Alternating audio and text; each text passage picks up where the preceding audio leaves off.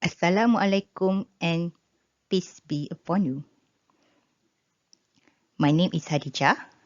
In this video, we are going over the topic of sampling design in social science research, part 4. Like the previous videos, let's have a quick overview of this topic. First, we're going to have a quick recap on the basic premises of non-probability sampling. We are looking at the types of non-probability sampling and in specific, the types of purposive sampling, which we are going to discuss further in this particular video. We have discussed basic premises of non-probability sampling in the last video.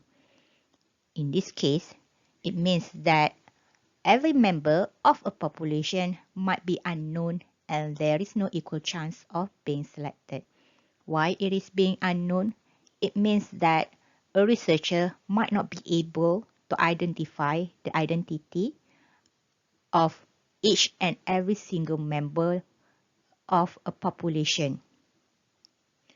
And therefore, a researcher might select sample based on either due to availability or convenience or representation of some characteristic.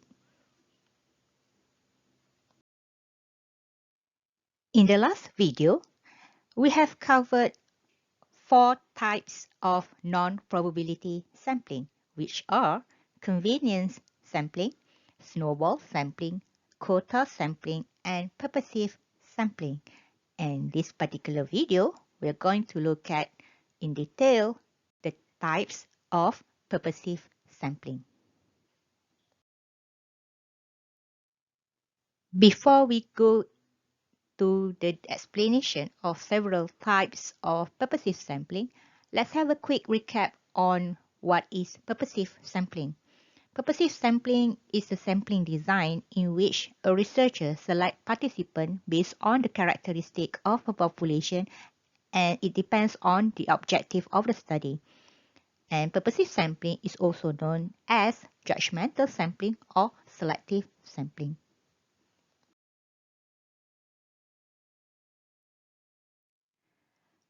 There are so many types of purposive sampling, but in this particular video, I just want to give some examples of purposive sampling design, such as maximum variation, or known as heterogeneous sampling, homogeneous sampling, typical case sampling, extreme or deviant case sampling, critical case sampling, and expert sampling. There are another types of purposive sampling such as theoretical sampling, which should not be covered in this particular video. What is maximum variation or heterogeneous sampling? In this particular instance, to select samples, a researcher will look at a diverse range of cases relevant to a particular phenomenon or event. The diverse characteristics are what a researcher are interested in. In this case, every sample has a different value for the characteristics that a researcher are exploring.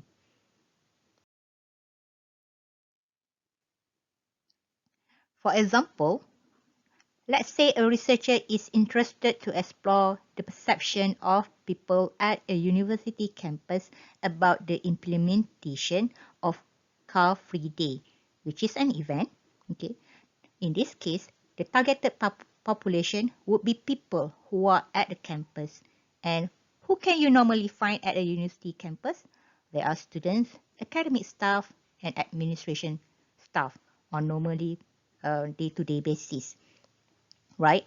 So in this case, if a researcher using maximum variation or heterogeneous sampling, it means that the researcher are looking at the variety or diverse groups or cases who are affected by the implementation of this particular event, and therefore by selecting them through this particular sampling design, it can provide as much insight as possible into the event or phenomenon under examination. Next, homogeneous sampling. Homogeneous sampling refers to a sampling in which selection of samples are based on shared characteristic or set of characteristics. For example, a team of researchers want to understand the importance of being fair or having a fair skin among Asians. So in this case, homogeneous sample is Asian people.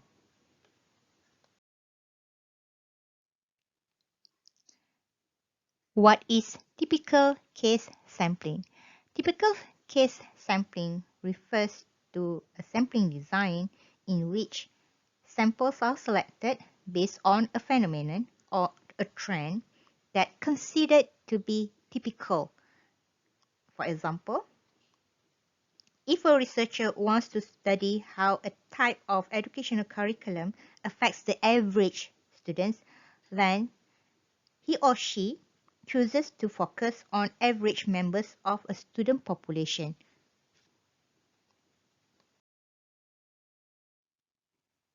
Next, what is extreme or deviant case sampling?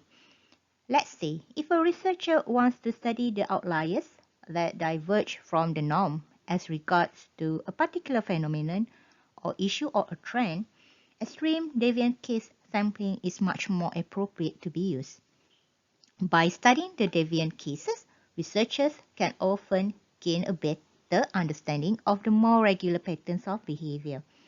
For example, if a researcher wants to understand the work ethics of valedictorians, he or she should purposely sample students considered as academically well-rounded students who hold such academic standing or position. What is critical case sampling?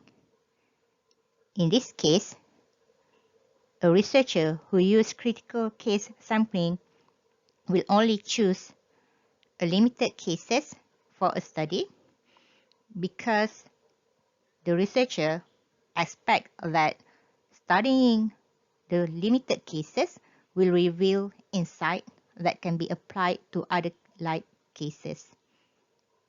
For example, a researcher wants to know how student athletes study who also excel academically manage their time.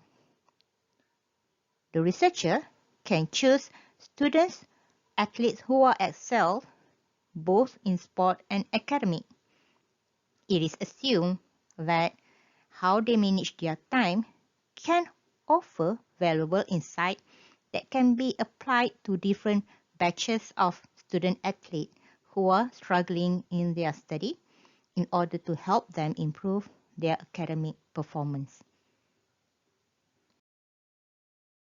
The last example of purposive sampling that I will explain in this video is expert sampling. This type of purposive sampling is commonly used by researchers at an early stage of a study to help them to shape research questions and research design. In this case, a researcher might draw his or her sample from experts in the field he or she is studying. It is used when a researcher needs the opinion or assessment of people with a high degree of knowledge about a study area.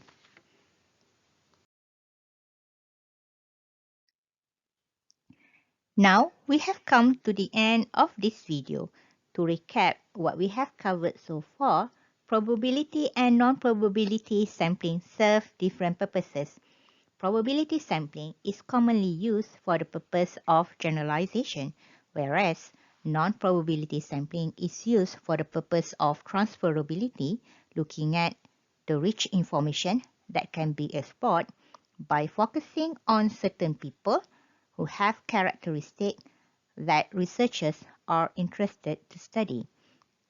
In short, selection of sampling design is based on the question of who are the target population of the issue or problems under study. It has to be aligned with the research objective that a researcher wants to explore. To end this video, I would like to give you guys few cases that you can discuss with others. Here is the instruction. Read the following cases carefully. You can suggest a non-probability sampling design that might be appropriate for the study. And please give your justification. There is no right or wrong answer, but the accurate sampling design depends on your justification. Okay, let's get started. Case 1. If a researcher wants to study how a type of educational curriculum affects the average students, he or she can choose to focus on average members of a student population. And in this case, the researcher might not select the Dean's List student or those with below 1.5 CGPA. What is the non-probability sampling design which is suitable for this particular study? Case 2. If a researcher wants to understand the experience of refugee children undergoing mainstream education, he or she should purposely sample students who are refugee children. What is the non-probability sampling design which is suitable for this particular study?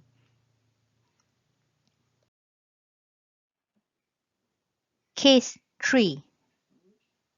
If a mathematics teacher wants to know if the 200 students of his class understand certain topics and wants to use case study as the research design, he would choose 5 of the most brilliant students as one case and 5 out of the weakest one as another case, and ask them some question related to the topics. He wants to know the challenges that his students face to understand the topics from 2 different angles. What is the non-probability sampling design which is suitable for this particular study? Like the other videos, here are some of the references that I would like to suggest for you to refer to.